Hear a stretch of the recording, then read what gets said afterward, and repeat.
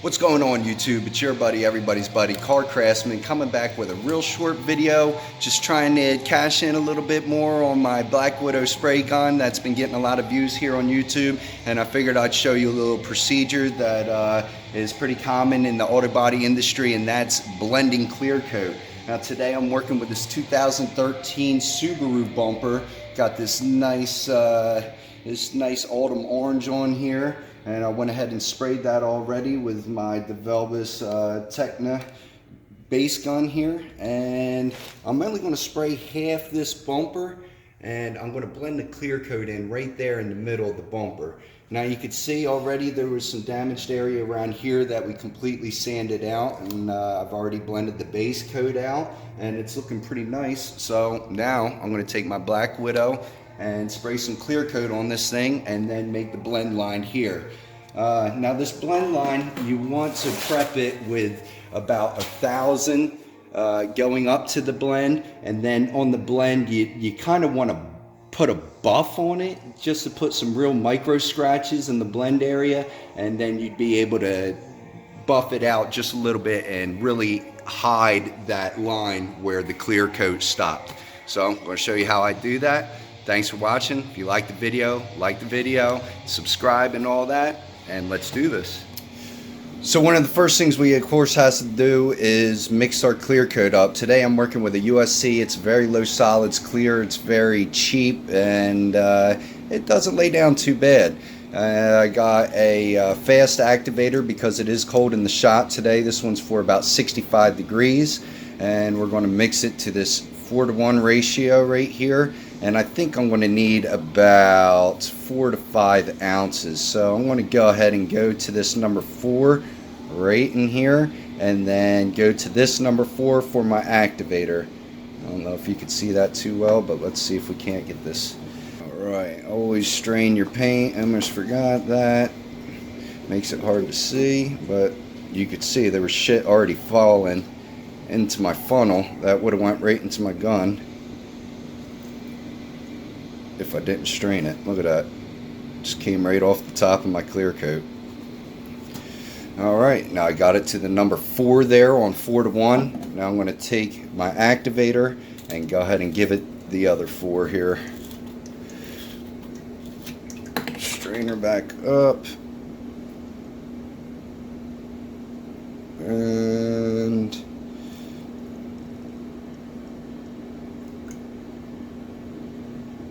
number 4.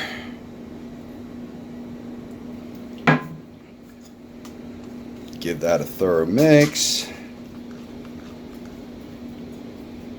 It is really important to mix your clear coat good. You really want every bit of that. You just want it all mixed together real good. I'm working with these 3M PPS cups and liners. This is the version 2.0 series, and they're not too bad. You gotta just pay attention to what you're doing here and make sure that the lid locks on correctly, and turn, and we're ready to load up our Black Widow here. Now typically on automotive repairs you use 2 coats of clear coat after you've laid your color down. Today I'm going to do just that and blend it right in the middle there and show you how I do it. Now it's very important with this first coat of clear coat that you tack the surface off and get rid of any dust, lint, dirt, or anything that's on there, because you're not going to be able to tack it again for your second coat. And I've also taken the precaution of wetting the floor down around my work area so I'm not blowing the dust and dirt up off of the floor and onto my project. So I'm going to give this the first coat of clear, and then we're going to come back and blend this center here.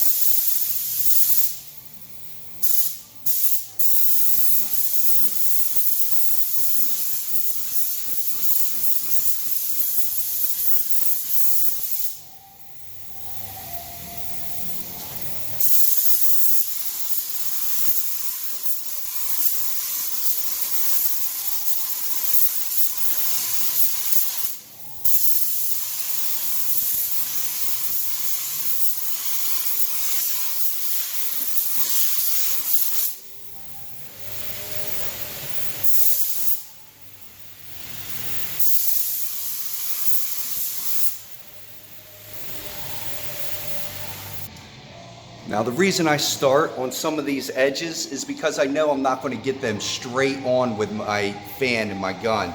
So I go ahead and get the hardest to reach areas first just by spraying those areas, and then I go right over top of the face of the bumper. Now I've got all my base coat locked down under a coat of clear coat with this first coat, and what I'm going to do is bring this edge out a little bit further, probably to meet right here on the edge of that license plate frame, and then I'm going to use a chemical to go ahead and blend it out. It's looking pretty good so far, and we're going to get to it.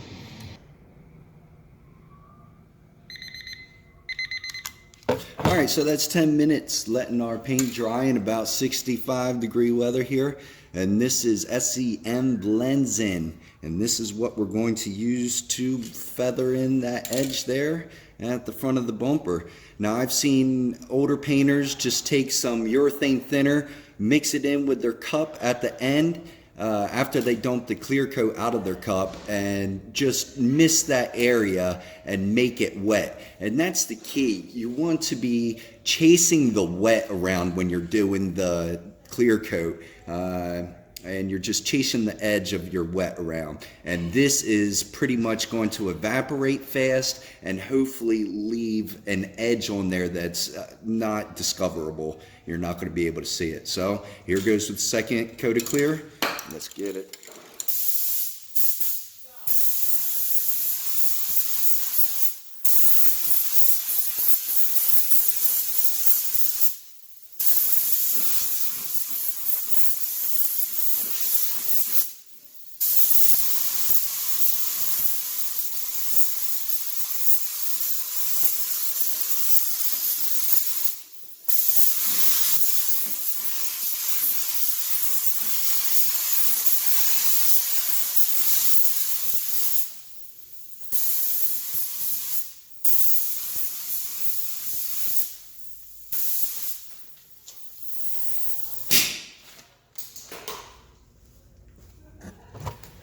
Now we're getting to the edge here, and you can see how that edge is noticeable, very noticeable.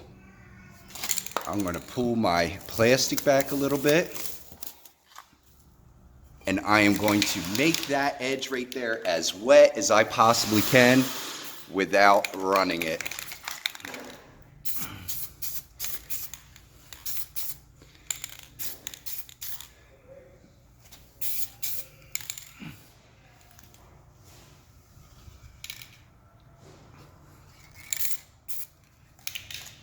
That looks pretty bad. I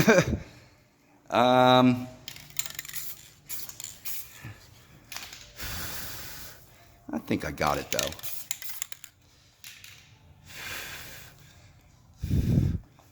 We're going to see when this evaporates how well that edge gets hit in there. I know it looks kind of like crap right now. I'm not digging it, but we'll come back to it in a second. All right, so this clear coat's hardened up quite a bit. It's still a little wet, so I'm going to go ahead and take this time to make sure I don't get any edge peels and take the tape off. Now what edge peels are is when your tape comes in contact with a spot of the bumper that had been painted. Now I got clear coat on here, I got clear coat on here, and those two pieces are touching. If you don't peel that tape by the time the clear coat gets hard, you really run the chance of peeling the clear coat off when you're peeling the tape off. So this is still wet, it's nice and firm though, and I'm going to go ahead and take this tape off now.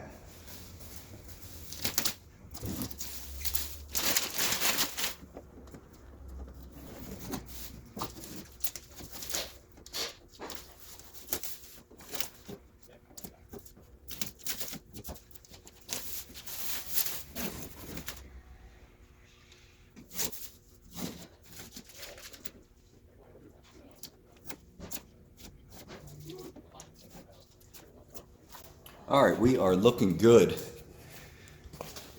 Now I'm not going to peel that fog light off yet. I'm going to wait till the customer comes to pick it up to go ahead and peel that so I know that it's nice and firm. But yeah, we got a nice little repair going here, and I know this customer is going to be happy just to get his car back the same day.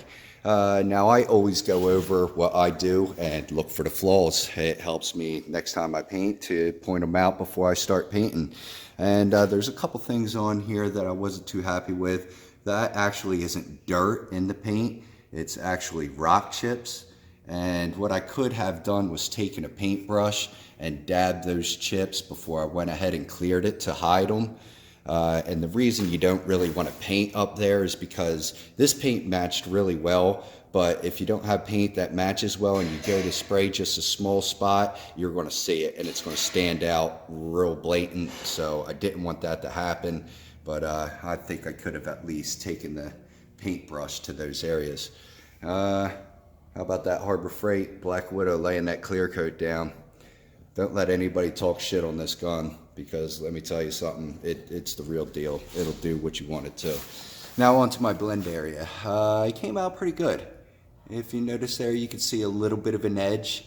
And I think part of that is because I'm using this SEM when I'm used to using Axalta. Now this stuff does not evaporate fast at all. The Axalta stuff basically evaporates as soon as it's hitting air, and that lets you put it on wet and it'll evaporate real fast and blend that clear coat into there, where this sits around a little bit longer and takes some time to evaporate. So I think what it's doing is it's letting it feather the new clear coat in with the old clear coat. But yeah, I'm really happy with this repair, and if you're happy with the video, please thumbs up, like it, and if you want to see more content like this, subscribe. Thanks for watching. Car Craftsman out.